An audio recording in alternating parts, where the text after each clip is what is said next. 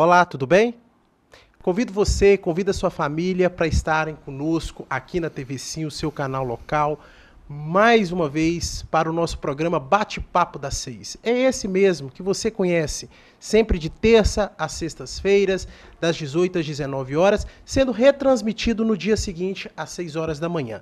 E é sempre bom frisar que esse programa ele é ao vivo e está acontecendo também de forma simultânea no YouTube e na Rádio Sim FM 106.1. É um prazer estar com vocês e a gente sempre agradece a sua confiança e a sua aceitação por esse programa que ele é feito para você e para sua família.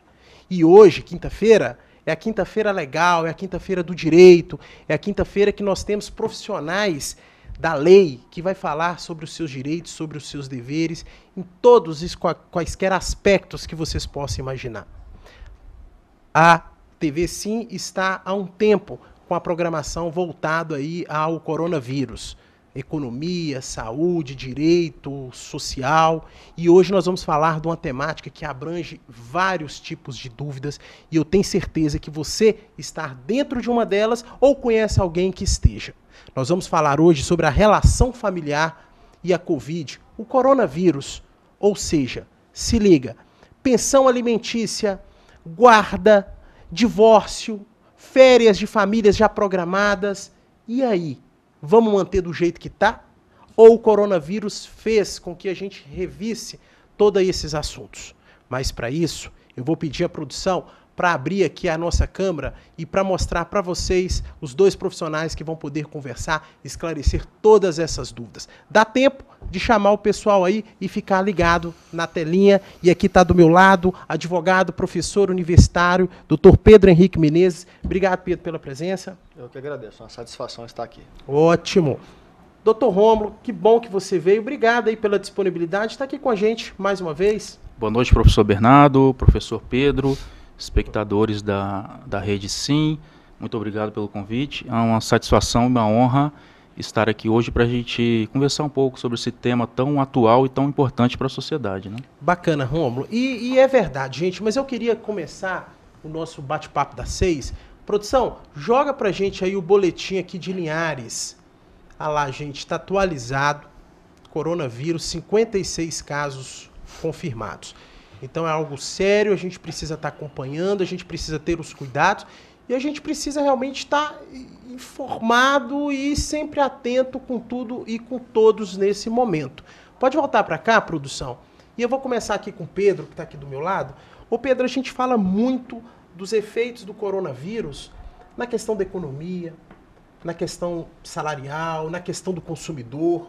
E todos esses aspectos a gente já abordou aqui no programa. Mas também essa questão do coronavírus, ela está influenciando muito nas relações familiares, né, Pedro? O que você tem a dizer, até nesse primeiro momento, como uma forma assim, de reflexão dessas novas configurações, desses novos relacionamentos no âmbito da família? Sim, sem dúvida, Bernardo. Certamente aquele que está em casa agora nos ouvindo, com toda a sua atenção, ele foi afetado diretamente pelos impactos que a quarentena tem gerado no cotidiano de todo mundo. Num momento como esse, a relação familiar de modo geral, ela foi substancialmente afetada. Uhum. E aqui há alguns pontos que são de importante destaque, que eu obviamente vou abordar. E hoje eu conversava com o pessoal aqui da Vara de Família de Linhares, e eu tive a curiosidade de indagá-los sobre as demandas que têm surgido nesse momento de quarentena. E aí é o seguinte, uma das relações mais impactadas no momento são as relações alimentícias. Ou seja, o que são as relações alimentícias? É aquela relação em que eu tenho alguém que deve pagar uma pensão alimentícia e do outro lado aquele que tem que receber essa pensão alimentícia. Que é uma questão, Pedro, só te interrompendo, muito comum até mesmo antes desse efeito da pandemia. Parece-me que agora, por esse seu estudo, a coisa aumentou, é isso, né? Sim. Essa discussão. Sim. De que forma essa discussão aumentou? Eu quero só deixar claro que aquele que paga alimentos, aquele que paga a pensão alimentícia, ele não está exonerado do dever de pagar. Porque a fome continua. A necessidade daquele que recebe os alimentos, ela continua.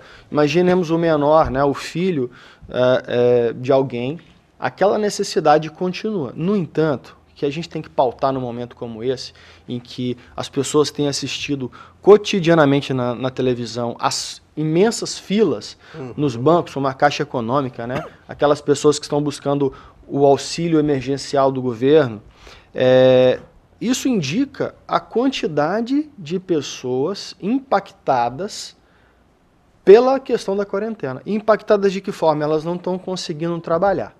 Nós vimos hoje, a quarentena, ela dividia as pessoas em camadas. Existe aquele que está totalmente desempregado, existe aquele que, embora tenha uma empresa, teve a sua renda diretamente atingida, né? E, de toda forma, aqueles informais que vivem da venda em locais públicos e, pela razão de não haver pessoas mais circulando como antes, as vendas caíram muito. Eu achei interessante essa fala que você falou, professor, do auxílio emergencial. Sim. E você lembrou bem essas filas grandes e que gera ali, e todo mundo está vendo aquelas aglomerações. E aí eu pego essa sua fala e compartilho aqui com o Dr. Rômulo Breda. Você vê, Rômulo, que essas aglomerações das pessoas ali buscando auxílio, a quantidade de informais, de desempregado, essa questão econômica que está afetando todo mundo, isso vai impactar diretamente nas relações familiares, né, Rômulo? Como é que você vê isso também, pegando um gancho aí das considerações do Pedro? Sem dúvida, professor Bernardo. Quando a gente fala dos reflexos da pandemia do coronavírus, a gente tem aí várias vertentes, né? E uma das principais é essa vertente econômica, como você falou. Aumento de desemprego, empresas quebrando, isso já está sendo sentido no nosso dia a dia. Quando a gente fala em isolamento social, é preciso deixar claro que hoje, nesse momento, é a única ferramenta comprovadamente eficaz para a gente tentar, de alguma forma, conter o avanço desse vírus, né? Por outro lado, o isolamento social trouxe uma mudança na rotina das famílias. Mudança essa que essas famílias não estavam acostumadas. É uma nova realidade que elas estão, aos poucos, se adaptando. Crianças estão em casa, né, porque as escolas não estão tendo aulas presenciais, elas estão tendo aula online, via homeschooling, né? Alguns pais também estão trabalhando remotamente. Ou seja, a família está em casa. A né? família está Criança, em casa. Pai, mãe, está todo mundo ali. Exatamente. Isso está mudando a forma de convivência familiar. Sim. Alguns pais, inclusive, perderam o emprego. Né? Então, toda essa situação gera um caso de estresse nesse núcleo familiar. E aí, como a renda dessa família caiu, as brigas aumentam, né? Você tem que conciliar tudo isso, trabalho, cuidar das crianças, cuidar da casa, como pagar as contas, continuar pagando as contas se a renda, em alguns casos, foi a zero. Né? Isso que você está falando aí, eu acho que é importante até. Deixa eu só jogar para o Pedro aqui, depois você faz esse complemento, que é fundamental.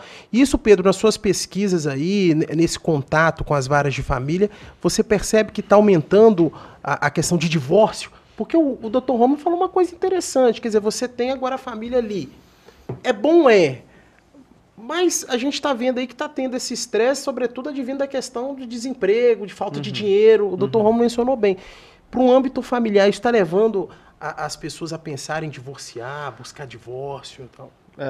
De certa forma, eu não sou especialista na área, mas eu sinto, através de conversa com pessoas de modo geral, que as pessoas estão sendo diretamente impactadas no aspecto psicológico. Então, isso torna difícil a convivência, porque nunca antes se conviveu tão intensamente em família. Existe um ditado antigo que diz que a convivência gera a discórdia. E essa convivência intensa entre pessoas é que tem propiciado, que tem provocado o que tem aumentado o maior número de discórdia. E eu até entendo, porque é um estresse coletivo, a pessoa não pode trabalhar, não pode fazer nada. Agora, você me questionou sobre um aumento na quantidade de divórcios. Bem, o o volume de divórcio no Brasil já é significativo, especialmente depois que passou-se a permitir que o divórcio pudesse ser feito em cartório, né?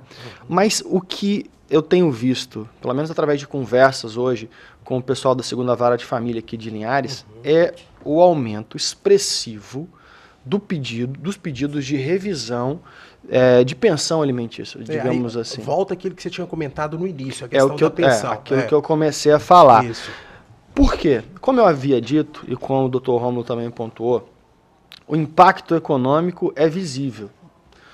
E, como eu havia dito agora há pouco, as pessoas estão desempregadas ou as pessoas foram impactadas diretamente com a redução significativa de renda. E o que isso acarreta?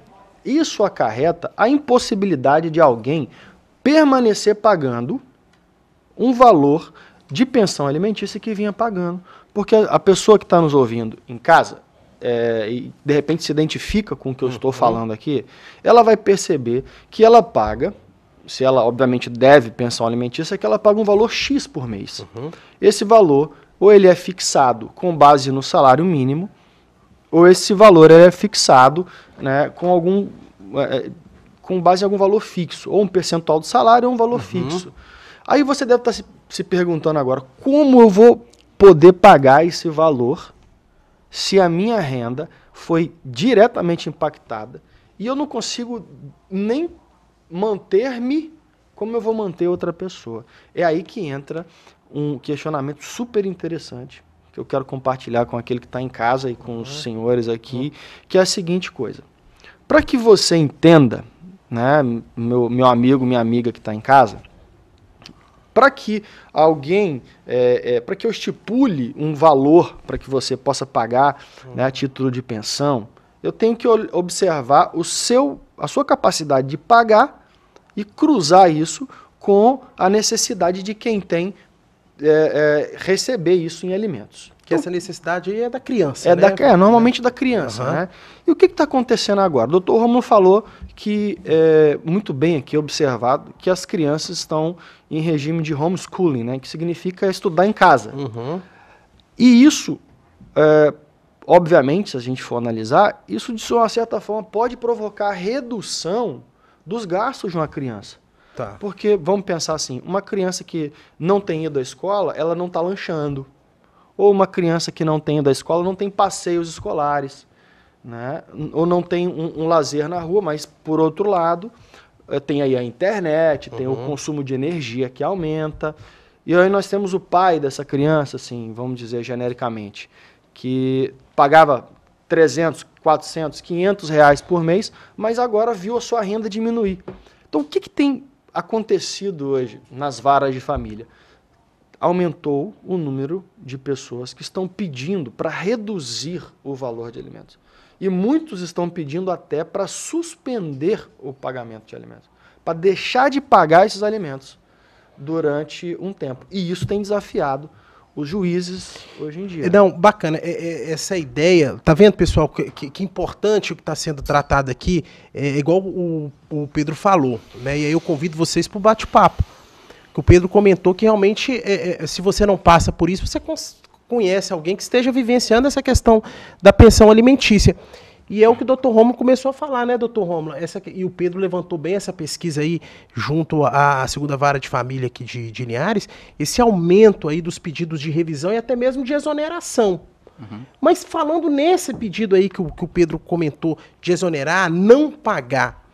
Então, se há uma decisão favorável para este pai ou para essa mãe para não pagar, logo quando acabar a pandemia, pode-se majorar esse valor como uma forma de compensar o não pagamento agora? O que você acha? O que você pensa sobre isso, doutor? Pegando um gancho aqui na fala do doutor Pedro, eu acho interessante a gente pontuar uma decisão que ocorreu, que foi tomada pelo STJ no dia 27 de março do corrente ano, que diz respeito àquelas pessoas que são devedoras de pensão. O STJ decidiu que essas pessoas devem cumprir prisão domiciliar. Elas não devem ser mandadas para presídios comuns, né? O pano de fundo dessa decisão é exatamente para essas pessoas não levarem o vírus para dentro dos presídios, porque isso certamente acarretaria uma crise sem precedentes no sistema penitenciário. O grande problema é que após esse entendimento do STJ, algumas pessoas têm achado, criou-se uma ideia na sociedade, errada, equivocada, de que elas estariam desobrigadas a pagar a pensão. As pessoas dizem, bom, já que eu não vou ser preso, eu vou deixar de pagar a pensão. Mas não é isso que está acontecendo. Não é isso que acontece.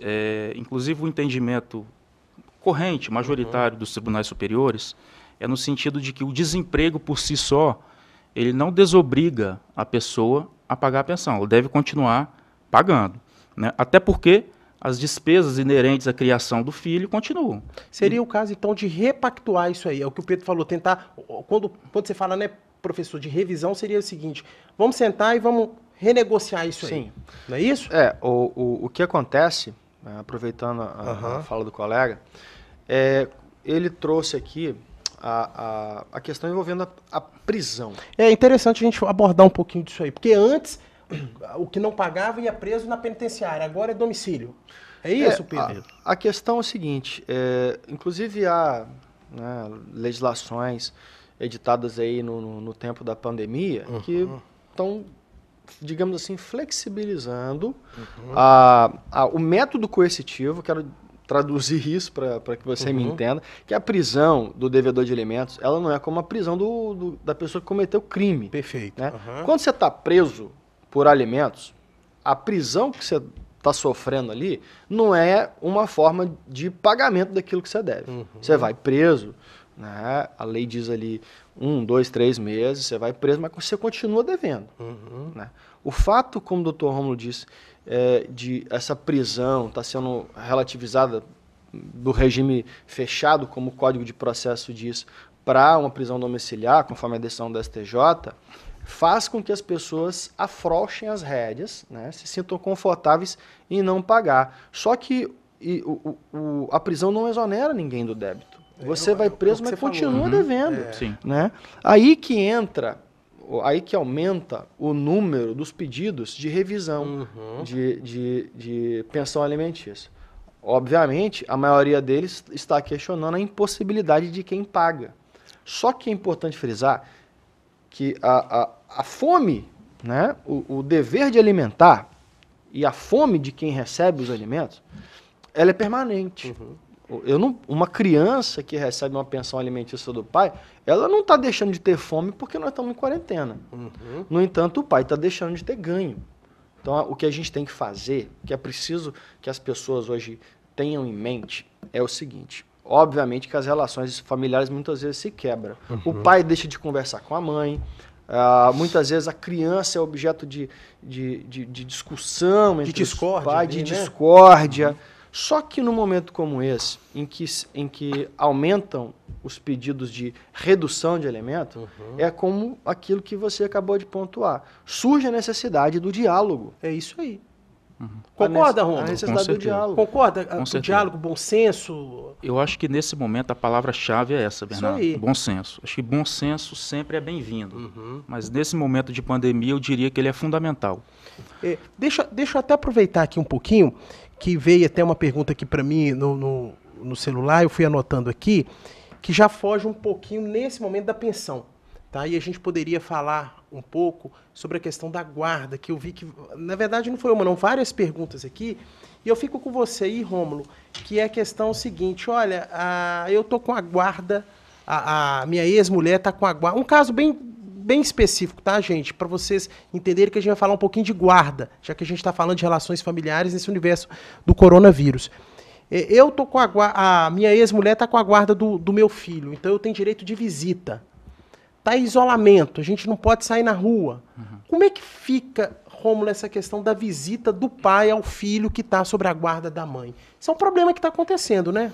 Pois é, esse foi um dos primeiros problemas identificados em relação ao direito de família durante a pandemia do coronavírus. Por quê? É uma situação complexa. Já existem diversas decisões pelo Brasil, inclusive no estado do Espírito Santo, suspendendo ou remanejando a forma com que essas visitas devem ser realizadas. Por quê? Obviamente, a pandemia é um evento de força maior, foi um evento imprevisível. Então, nenhuma sentença judicial ou um acordo judicial anterior previu a regulamentação das visitas diante de uma pandemia.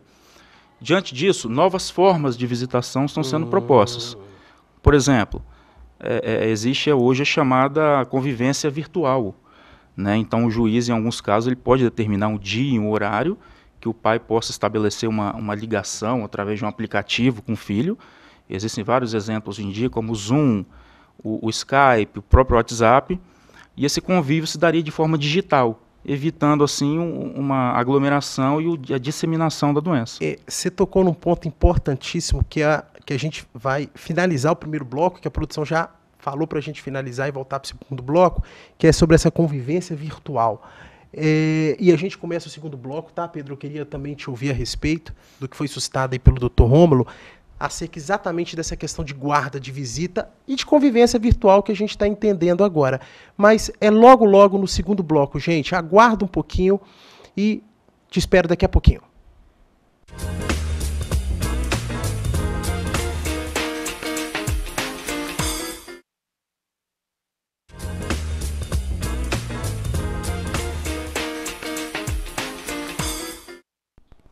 Estamos de volta no programa Bate-Papo das 6 e o tema de hoje é relações familiares e o coronavírus. Estamos aqui com a presença do advogado, professor Dr. Pedro Henrique Menezes e também do advogado Dr. Rômulo Breda para esclarecer todas as dúvidas ligadas aí ao contexto familiar, principalmente no momento da nossa pandemia do coronavírus. O programa Bate-Papo das 6, a gente sempre faz questão de mencionar, ele está sendo passado simultaneamente no YouTube e também na Rádio Sim FM 106.1. Todo mundo ligado, todo mundo participando, isso é muito legal. E nós vamos começar exatamente de onde nós paramos no primeiro bloco, que foi uma situação levantada pelo Dr. Rômulo. A gente está falando de guardas, né, direito de visita nesse momento aí da pandemia, do isolamento, e o Rômulo falou da convivência virtual. Às vezes o pai não consegue visitar o filho, e aí há decisões judiciais que flexibiliza o pai ver o filho virtualmente. E aí o Rômulo falou pela plataforma Zoom, pela webconferência. Pedro, dá certo isso? Porque aquela relação de pai e filho, do contato, a gente sabe que infelizmente não está se podendo nesse momento. Mas como você está vendo aí na qualidade de professor, de jurista, essa convivência virtual, professor? Bernardo, em certos casos, a convivência presencial já era problemática. Uhum. Agora, com a evolução para a convivência virtual, realmente guarda aí as suas dificuldades. O que eu quero pontuar a respeito do assunto da guarda é que, basicamente, existem duas formas da guarda ser estabelecida, da guarda ser fixada. A primeira forma é a pior delas, é a mais dramática, que é aquela guarda fixada por uma decisão do juiz quando nem pai nem mãe concordam, né, sobre as datas. E o que normalmente se pactua numa guarda?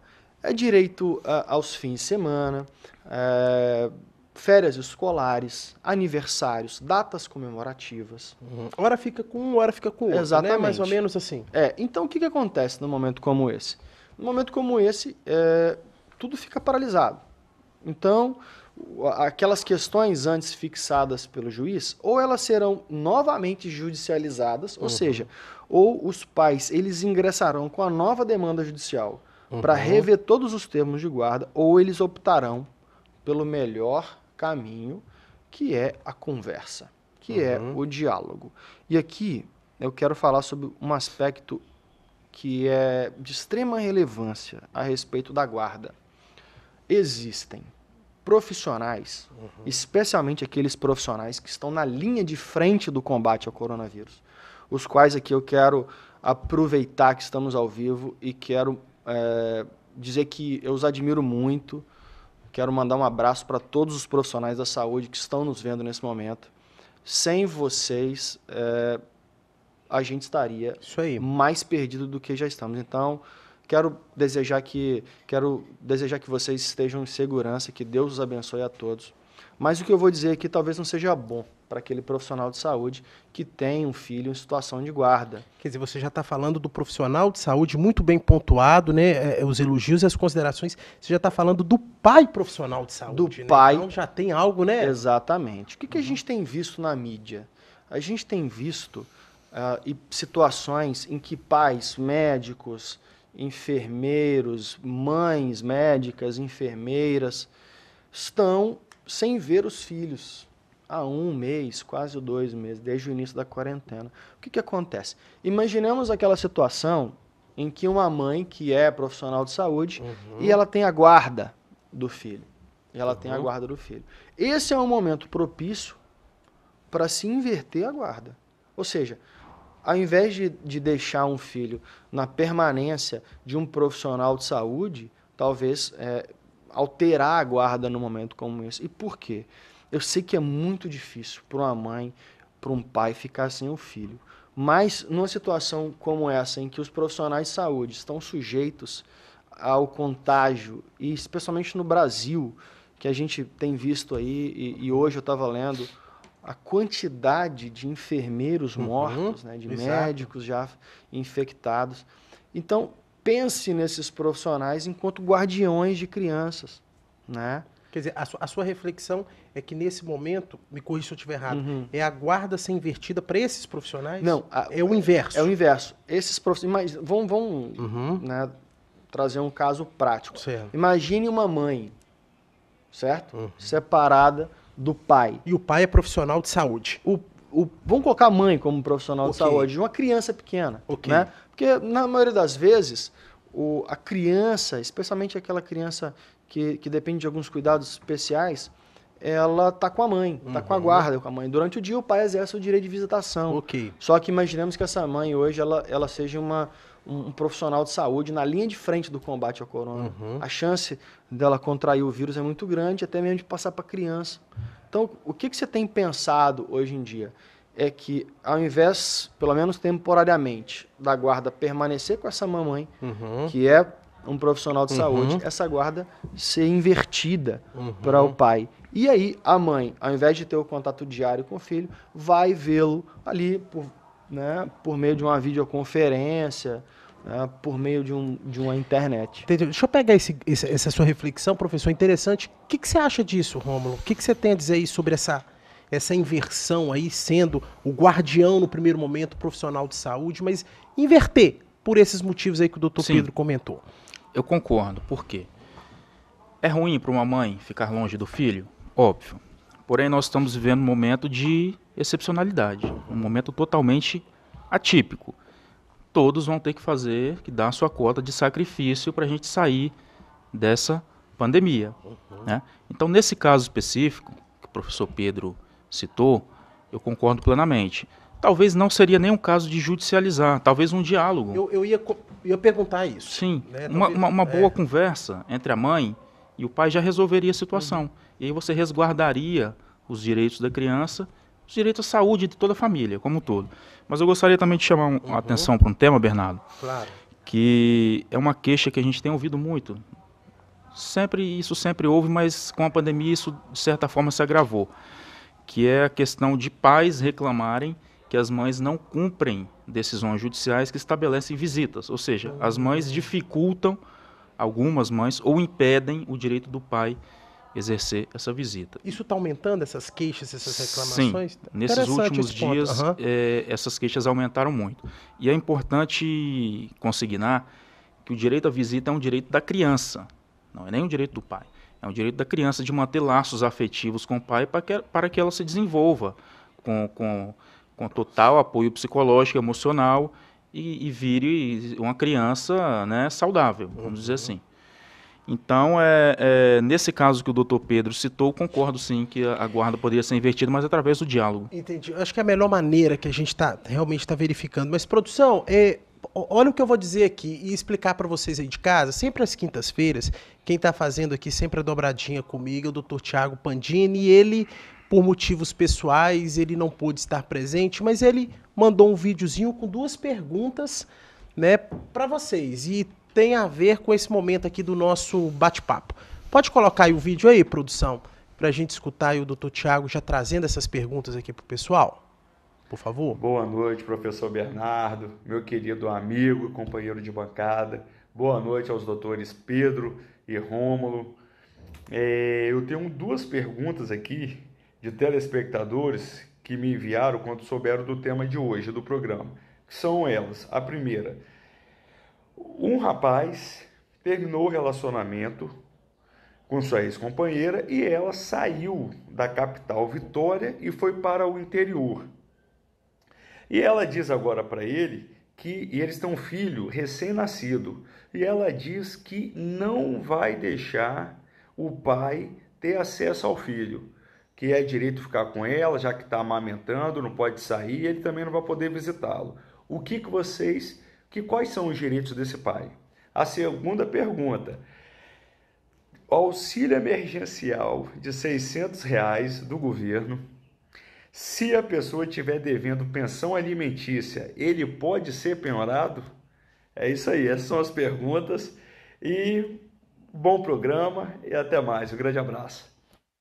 É isso aí, doutor Tiago. Muito obrigado aí pela participação. Não está aqui fisicamente, mas como sempre contribuindo aí, participando desse nosso bate-papo. Bom, a primeira pergunta dele, complicado, né, Pedro? A questão da mãe lá com o filho em Vitória, amamentando e não está querendo deixar o pai visitar. E aí, qual o direito do pai nisso aí? Bem, para responder a pergunta do doutor Tiago, aqui antes eu quero mandar um abraço, cumprimentá-lo. A pergunta do pai passa por dois pontos de vista, na minha concepção, obviamente.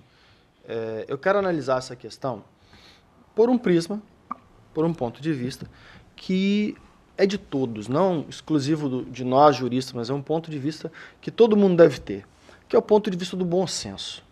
Vitória, a grande Vitória hoje, né, lidera o número de infectados. Se não me engano, pelo menos a última reportagem que eu tinha visto colocava, acho que Jardim Camburi como o bairro com o maior número de infectados. Certo. Vila Velha também tem um problema severo com a quantidade de infectados pelo coronavírus. Então, qual é a ótica do bom senso que eu quero alertar ao pai? Eu sei que é uma situação complexa, eu sei que dá saudade do filho, mas às vezes esse pai mora em Vitória, né, ele está muito sujeito ao contágio. E a mãe que está no interior com a criança também tem que, de certa forma, se comover e talvez até eles analisarem a possibilidade de ver a criança por um canal aí de internet. A comunicação virtual. A comunicação virtual que o doutor Romulo falou. Né? Então é o seguinte, o que a gente tem que fazer num momento como esse? A gente tem que se inventar, se reinventar, na verdade. Nós temos que levar um pouco a mão à consciência e buscar canais. Porque, por um lado, o pai tem sim o direito de visitação, e como o doutor Romulo falou, a criança também tem o direito de se manter no convívio paterno. É um momento em que isso se torna agora não um direito, mas isso se torna um risco. Um risco à criança e via reflexo um risco à mãe, que eu não sei se é... Exatamente. Eu não sei se a mãe, por exemplo, hoje tem uma hipertensão, se a mãe é diabética, se a mãe tem um grupo de risco dele, uma comorbidade, se a mãe tem um sobrepeso. Enfim, existem situações que nós, juristas, questionamos, que é a seguinte: cada caso é um caso especial. Então, esse ponto de vista do bom senso, talvez, papai, se você nos ouve aqui hoje, eu entendo o seu sofrimento, eu entendo o seu lamento, mas é momento de refletir um pouco, de tentar buscar um outro canal para conversar com a criança. E eu queria agora falar sobre a segunda pergunta do Dr. Tiago, que é sobre o auxílio emergencial. Existe uma questão em relação ao débito de alimentos, que é o seguinte: os alimentos, eles têm uma força, né, que eu vou tentar explicar para o ouvinte, que é a seguinte: a dívida de alimentos pode levar à penhora de uma série de bens e de valores, certo? O devedor de alimentos corre o risco de ter um bloqueio no seu salário, corre o risco de ter um bem penhorado, né? E o auxílio emergencial não está de fora da possibilidade de bloqueio judicial. Na medida em que a criança que não tem como se virar, que está com fome, tem uma conta atrasada, a criança precisa ter energia elétrica em casa, etc. Então, isso já tem decisões judiciais no sentido de sim permitir o bloqueio. Não, é muito, muito bacana, professor, que você está falando, a questão do auxílio emergencial. Até por coincidência, antes do programa, eu estava conversando com o Dr. Rômulo e ele até deu uma pesquisada nessas decisões judiciais, né, Rômulo? O que você tem a dizer aí do auxílio emergencial? Você acha que essa decisão de bloquear para destinar o pagamento de pensão é válido, é legal, é permitido? Sim. Em relação à primeira pergunta, se me permite, não, Fernando, claro, isso. Do Dr. Tiago, até mandar um abraço para ele aqui também. Eu acredito que a situação, nesse caso, é um pouco mais complicada por se tratar de uma criança recém-nascida, né? E pela mãe estar morando em outra cidade. Nesse caso, ficaria inviável um convívio virtual, a não ser que seja por só a mãe, vamos dizer assim, mostrando a criança para o pai. Porque no caso está amamentando, né? Isso. Então, exatamente. Seria uma situação inviável. Agora, vamos supor que essa criança fosse maior, tivesse aí seus 5, 6 anos de idade, e houvesse uma decisão judicial que desse ao pai o direito de visitas. Essa mãe não pode, de forma alguma, impedir o pai de visitar o filho, né? Em casos extremos, isso pode se configurar como uma prática chamada de alienação parental, que é quando um genitor que detém a guarda manipula a criança para que ela sinta raiva do outro genitor, muitas vezes com mentiras até, né? Fala, seu pai não liga pra gente, seu pai arrumou outra mulher e nos abandonou. E isso é uma coisa terrível que causa grandes traumas emocionais na criança. Em casos mais graves, o genitor que pratica isso, ele pode até vir a perder a guarda da criança. Isso pode ser determinado judicialmente. No que se refere ao auxílio emergencial... Então, assim, antes de passar para o auxílio, a sua opinião, eu estou percebendo pela fala do Dr. Pedro e do senhor, Dr. Rômulo, que cada caso é um caso, né? Tem que ser analisado individualmente aquelas particularidades. Eu acho que, diante desse cenário atípico que nós estamos dizendo, não existe aqui uma receita de bolo, né? Não existe uma fórmula mágica. Cada caso é um caso e deve ser analisado de acordo com as suas peculiaridades. Ótimo. Então, antes de ir para o auxílio emergencial, é isso mesmo, né, Pedro? Cada caso é um caso, cada situação é uma situação, só para a gente deixar finalizado que não existe aqui, pessoal, uma resposta pronta e acabada, uma receita de bolo. Não é isso mesmo? Rapidinho para o doutor Rômulo falar sobre o auxílio emergencial. Não, concordo plenamente. Cada caso é um caso. Até como eu disse agora há pouco, hoje a gente está falando em guarda virtual, quer dizer, visita virtual, né, melhor dizendo. Aí o doutor Rômulo falou, bem, o pai não consegue interagir com a criança, um bebê de colo. Sim. Mas ele consegue pelo menos ver a criança, o gesticular de certa forma. E no momento em que o diálogo se torna a coisa mais importante no direito, se é que eu posso dizer, né? Então é isso, de fato, cada caso é um caso. Isso é importante. Isso ajuda até o psicológico, né? Sim, pai? Sim. Ô Rômulo, e aí o auxílio emergencial? Você ia falar, eu acabei voltando a essa questão aí do cada caso é um caso, que é importante. O que você acha desse auxílio aí? Como é que estão os seus estudos sobre isso? Olha, eu acho perfeitamente possível o bloqueio do auxílio para pagamento de pensão, tendo em vista que a pensão é um direito da criança, um direito de sobrevivência da criança. Se você não fizer isso, você pode estar ferindo a dignidade da pessoa humana dessa criança. No nosso dia a dia, a gente vê, gente que milita um pouco na área, casos de processo de execução de alimentos, né? Que a criança representada pela mãe ingressa com o processo de execução e às vezes demora 1 ano e meio, 2 anos para receber aquele valor, isso quando consegue receber. E durante esse tempo, como que essa criança vai sobreviver? Como que ela vai ter suas necessidades básicas supridas? A fome é todo dia, né? A vontade de se alimentar. As necessidades básicas são diárias, né? Exatamente. E a criança, a gente sabe que tem muitas despesas, tem escola, tem comida, tem roupa, e enfim, como eu já disse, o genitor que detém a guarda, ele não pode ficar obrigado sozinho por essas responsabilidades. Isso tem que ser dividido entre ambos os genitores. Então, nessa linha, eu acho perfeitamente possível o bloqueio do auxílio para o pagamento da pensão. Ótimo. Tem mais uma pergunta, ainda acerca do auxílio emergencial, mas Pedro e doutor Rômulo, aguarda só um pouquinho que a gente está finalizando o segundo bloco. E 1 minutinho a gente volta para o terceiro e último bloco e tenho certeza que você vai estar aí com a gente, tá, gente? Daqui a pouquinho a gente retorna.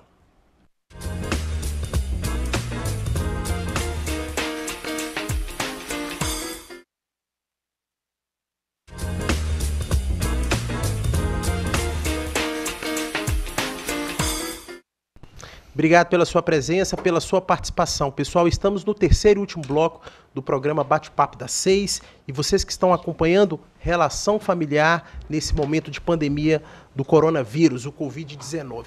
Eu falei que a gente ia retornar o terceiro bloco, que ele é mais rapidinho, a gente ainda tem coisas bacanas para falar com vocês, ainda sobre a questão do auxílio emergencial e, por coincidência, nesse momento, eu recebi uma pergunta aqui que eu vou passar para o doutor Pedro, que é o seguinte: eu devo alimentos, recebi o auxílio emergencial, Pedro, o juiz vai determinar, vai penhorar, vai bloquear os R$600 todinho meu para pagar a pensão?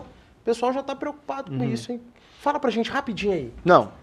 O bloqueio não pode ser integral. Não é total? Não. Nesse momento em que a pessoa recebe R$600, o que tem que ser considerado é que a pessoa que recebe esses 600, ela tem que também se alimentar. Isso aí. Por outro lado, ela tem que alimentar uma outra pessoa. Então tem que haver um equilíbrio. Perfeito. Eu não posso simplesmente promover o bloqueio de R$600, né? Até porque é muito difícil um caso em que um alimento de uma criança só é R$600. Então é possível fazer um bloqueio, mas não integral dos R$600, porque eu deixaria o alimentante, eu deixaria aquela pessoa que vai receber os R$600 com fome. Isso é importante. Tá vendo, pessoal? Respondendo aqui, obrigado pela participação. Essa pergunta bem legal aqui, fortalecendo o nosso programa. Doutor Rômulo, deixa eu jogar para você. Vamos sair um pouquinho, gente, nesse terceiro bloco, dessa questão de guarda, de pensão, casos muito comuns no dia a dia, e vamos falar de algo que parece-me que as pessoas já estão começando a pensar e começando a fazer, que é a questão do testamento, né, Rômulo? Você até mencionou comigo da importância da gente falar isso aqui no programa. O que você tem a dizer sobre isso? O que é um testamento? Fala aí pro pessoal. Perfeito. Em um momento de incerteza como esse, é natural que as pessoas comecem a se preocupar mais com o seu futuro, né, e com o futuro de seus descendentes. Nessa esteira, algumas pessoas, com medo de contrair a doença, de vir a morrer de coronavírus, elas estão buscando profissionais para fazer, então, o testamento, fazer o seu planejamento sucessório, né? Se eu morrer, quem vai herdar meus bens? Como vão ser divididos meus bens? Então as pessoas já estão começando a pensar e até procurar profissionais para fazer isso. Sim, perfeito. E uma das ferramentas do planejamento sucessório é o testamento. O que é o testamento? É um documento que a pessoa faz declarando ali para quem ela quer deixar 50% dos seus bens, porque a outra metade ele não pode dispor, porque tem que ser destinado àqueles chamados herdeiros necessários, né? Filho, pais, avós, mães, enfim. Então, Rômulo, só para o pessoal entender, tirando esse 50% que é dos herdeiros, o outro ele pode fazer o testamento para quem ele quiser. Ele pode dispor, ele pode deixar para um amigo, para um parente distante, para uma pessoa que ele tem afinidade, enfim. Certo. Ocorre o seguinte: a lavratura de um testamento deve obedecer alguns ritos formais, né? O testamento, se ele possui algum vício, ele pode vir futuramente a ser anulado, né? Invalidado. E aí tem um exemplo, Bernardo, que ocorreu, um caso público que teve grande repercussão no Brasil, do apresentador de televisão Gugu Liberato, que faleceu no ano passado. Bem lembrado. Isso. E ele deixou um testamento em que a mãe dos filhos ficou de fora, não herdou nenhum dos bens, e agora ela está tentando anular esse testamento na justiça. Nesse caso específico, qual que é a orientação? Se a pessoa quer fazer um planejamento, quer fazer um testamento, procure uma assessoria jurídica, um advogado de sua confiança, para que ele possa te orientar sobre os ritos, sobre os procedimentos legais que devem ser adotados para evitar lá na frente dor de cabeça para os seus herdeiros. Não, muito bem pontuado, doutor Rômulo. Hein, Pedro, essa questão do testamento, ela é uma medida que é interessante fazer, não só nesse período de pandemia, mas é um planejamento, como o Rômulo falou, que deve ser feito sempre, né? Você acha que esse testamento até evita brigas lá na frente? Qual a sua opinião sobre isso aí, Pedro? Sem dúvida nenhuma. Eu considero o testamento como uma forma de organização. Não só patrimonial. O testamento tem uma vantagem muito grande, que é a seguinte: o testador, que é aquela pessoa que redige o testamento, ele pode até mesmo reconhecer um filho no testamento. Isso evitaria brigas entre herdeiros, né, no sentido de questionar se fulano é filho ou não. O testador ele pode também, nesse ato de disposição de última vontade, que é o testamento, ele pode também deixar bens com encargos. Como assim? Ele pode deixar um bem falando assim, olha, esse bem é seu, desde que você cuide das minhas plantas, dos meus cachorros, entendi. desde que você, enfim, cumpra algumas obrigações, algumas condicionantes. Uhum. O testador ele pode nomear também um tutor, né, para determinadas situações. Então é uma forma muito boa de evitar conflitos e também de organizar o seu patrimônio depois que você, enfim, passar dessa para outra. Agora, falando dessa questão de testamento, agora sem esse cunho jurídico, legal, a gente vê o receio até do coronavírus, né? Vou morrer, não vou morrer, então já vou preservar logo os meus herdeiros, né, Rômulo? Então já tem esse lado psicológico aí aflorado, né? Vamos falar aqui no brasileiro em relação a isso, né? Sim, geralmente as pessoas acham que a morte está muito distante, né? Elas pensam, eu vou morrer, mas não vai ser agora, vai demorar muito para eu morrer. E aí quando acontece uma pandemia dessa, que elas percebem que está se aproximando e que as pessoas não estão imunes a isso, elas despertam então para essa possibilidade de fazer um planejamento, como o Pedro falou, e evitar problemas futuros para os seus herdeiros. Bacana. Gente, nós estamos chegando aqui ao fim do programa Bate-Papo das 6, aqui na TV Sim, um programa que foi transmitido simultaneamente no YouTube e também na Rádio Sim FM 106.1.